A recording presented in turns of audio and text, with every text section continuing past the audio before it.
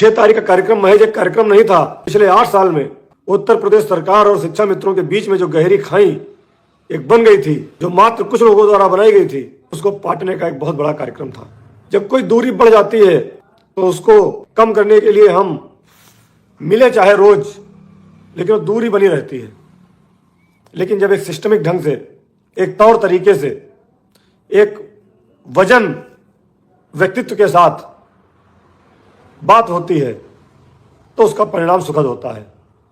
हमें याद है 18 अक्टूबर को जब माननीय मुख्यमंत्री जी से मुलाकात हुई थी, उन्होंने बहुत सारी चीजें कही थी और बहुत सारे रास्ते बताए भी थे। उपचुनाव से लेकर के आज तक जो व्यवस्था उन्होंने बताई थी, उसी के अंतर्गत हमारे संगठन ने चलने का काम किया और आज वह दिन आया कि 6 जनवरी को हम सबके बीच में उत्तर प्रदेश के बेसिक शिक्षा राज्य मंत्री स्वतंत्र प्रभार परम आदरणीय श्री संदीप सिंह जी का आगमन हुआ। और साथियों, अब कुछ मुख्य बातें उस कार्यक्रम की हम आपके साथ शेयर करना चाहते हैं जो माननीय हमारे अतिथिगणों ने कही।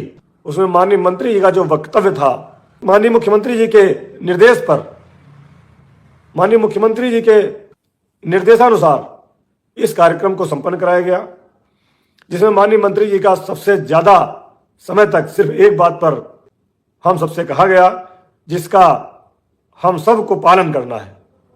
माननीय मंत्री जी ने एक ही बात बार बार रिपीट किया कि आप लोग बहुत संगठन बनाते हो, आप लोग इतने संगठन बना करके इतनी राजनीति करते हो जिसकी वजह से शिक्षा मित्रों का नुकसान हो रहा है। बार बार माननीय मंत्री जी ने कहा कि आप लोग एक हो जाइए, आप लोग एका बनाइए। और उन्होंने कहा कि मैं कार्यक्रम क्यों नहीं देता था, क्योंकि तमाम लोग अपना अलग अलग मांग पत्र लेकर के आते थे, अलग अलग मांगे रखते थे।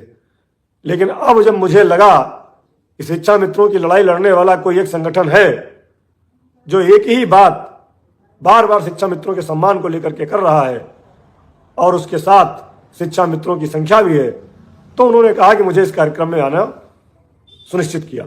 मैं माननीय मंत्री जी को बहुत बहुत धन्यवाद देता हूं कि उन्होंने शिक्षा मित्रों के भावनाओं को समझते हुए, समस्याओं को देखते हुए अपना कीमती समय, बहुत कीमती समय हम लोगों को दिया और उन्होंने सच से आगाह भी किया।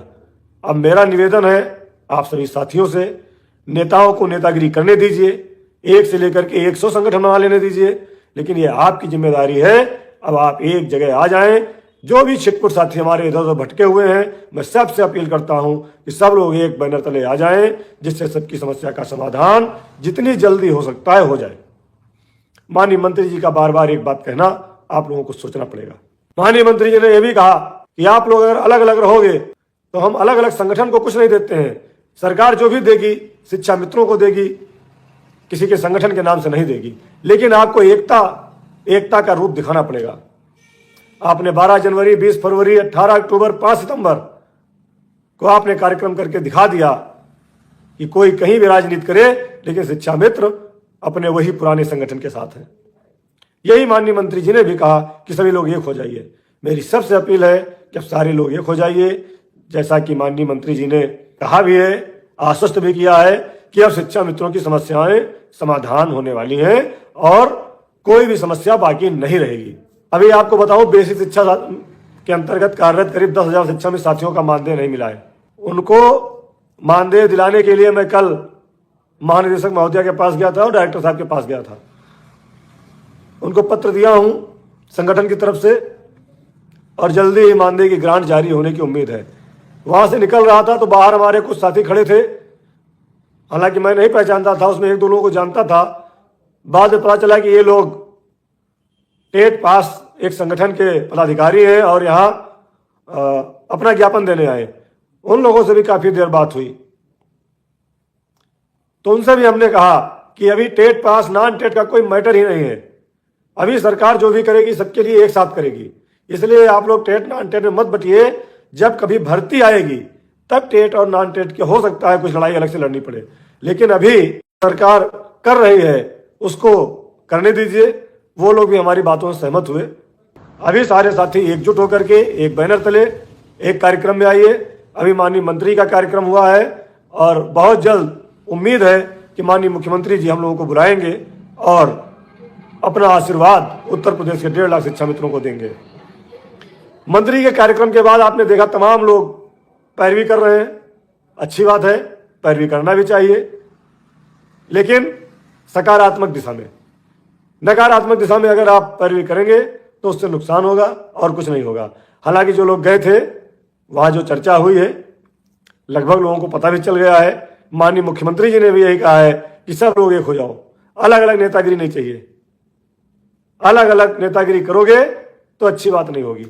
और बहुत जल्द अगला कार्यक्रम संगठन द्वारा डिसाइड किया जा रहा है, जिसमें आप सभी शिक्षाविद साथियों को स्वागत के लिए आमंत्रित करेंगे।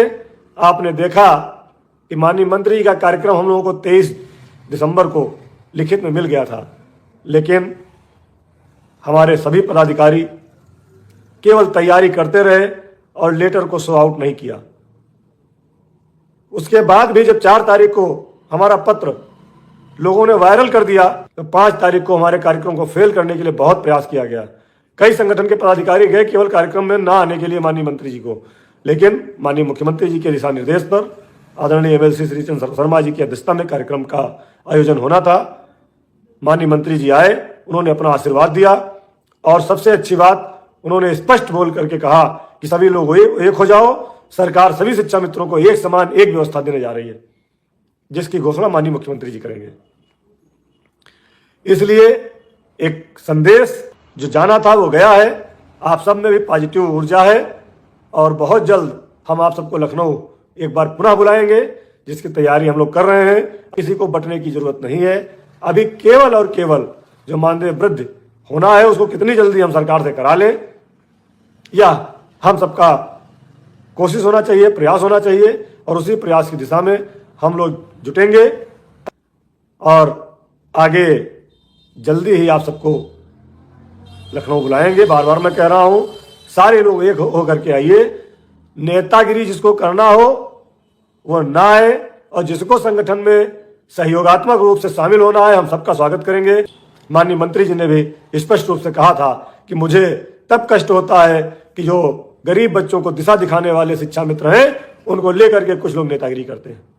तो इसलिए अब नेतागिरी बंद करनी चाहिए और सभी साथियों को एक होकर के लखनऊ में एकत्रित होना है और माननीय मुख्यमंत्री जी का आशीर्वाद लेकर के घर जाना है। उसके लिए हम लोग तैयारी करेंगे और फरवरी में जो बजट जारी होगा उससे हम लोगों को उम्मीदें बहुत हैं, लेकिन अभी कंफर्म इसलिए नहीं कह सकते। जब तक सरकार ना कुछ कह दे तब तक हम कोई बात आपसे वादा नहीं कर सकते, क्योंकि पीछे कई बार ऐसा हुआ है कि काम होते होते रुका है।